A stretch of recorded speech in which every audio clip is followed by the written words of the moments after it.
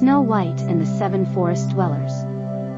An enriched and detailed retelling. Once upon a serene winter morning, in a kingdom blanketed with shimmering snow, a gentle and wise queen sat by her window, watching snowflakes dance softly in the air. She whispered her deepest wish. A daughter with skin as fair as the snow, hair as dark as ebony, and lips as red as a blooming rose. The magic of her heartfelt wish wove its way into the fabric of the world. And soon after, the queen gave birth to a beautiful baby girl she named Snow White. Snow White grew into a child of remarkable beauty, but her true charm lay in her kind and gentle heart. She was curious about the world, often wandering the castle gardens or talking to the servants who adored her. Her laughter filled the halls, bringing joy to all who heard it. Sadly, happiness turned to sorrow when the queen passed away, leaving the king and Snow White grieving her loss. Time passed, and the king remarried. His new queen was breathtakingly beautiful but consumed by vanity and envy. Her prized possession, a magical mirror, told her daily that she was the fairest in the land. Until one fateful day when the mirror declared Snow White's beauty surpassed her own. The queen's envy turned to rage, and she schemed to remove the young princess from the kingdom.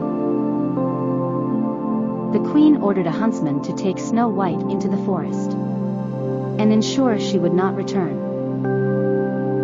However, the huntsman, moved by Snow White's innocence, spared her life. "Run, child," he whispered, "and never look back." Lost and frightened, Snow White wandered deeper into the forest, her tears mixing with the soft moss underfoot. Amidst towering trees and dappled sunlight, she stumbled upon a tiny, charming cottage. It was a cozy home, with handmade furniture and tiny beds lined up in a row. Exhausted, she curled up on one of the beds and fell into a peaceful sleep. When the seven forest dwellers returned home that evening, they found Snow White sleeping soundly. These weren't just dwarves. They were guardians of the forest, each with unique traits and skills that kept their enchanted woods thriving. Elder Oak, the wise and soft-spoken leader, always carrying an ancient staff. Bramble, the mischievous trickster with a quick wit and even quicker reflexes. Fern, the nurturing healer who knew every plant and its purpose. Spruce, the brave protector who could command the forest creatures. Willow, the gentle artist who carved intricate designs into wood. Thistle, the inventor who tinkered with curious contraptions. Moss, the quiet observer with a deep connection to the forest's magic. They welcomed Snow White with warm hearts and a hearty meal, quickly growing fond of her. Snow White, in turn, brought light and joy into their lives, helping around the cottage and learning their ways.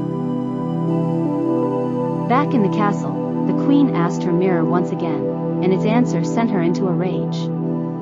Snow White, living deep in the forest, is still the fairest of them all. Disguising herself as an old peddler, she crafted a poisoned apple and set off to find the girl. When Snow White bit into the apple, its magic put her into a deep, unbreakable sleep. Heartbroken, the forest dwellers placed her in a crystal casket adorned with flowers, where sunlight would kiss her face, and her beauty remained undiminished. One day, a kind and noble prince, drawn by the tales of a sleeping maiden, arrived at the forest. When he saw Snow White, he felt an inexplicable connection. As he gently lifted her hand to kiss it, a single tear fell from his cheek onto hers, breaking the spell. Snow White awoke, her eyes meeting the prince's with gratitude and wonder. The forest dwellers cheered. their home once again filled with laughter and joy. Together, Snow White and the prince returned to the kingdom, where the wicked queen's reign ended, and peace was restored. Snow White, the prince, and the 7 forest dwellers continued to visit each other often, their bonds of friendship unbroken.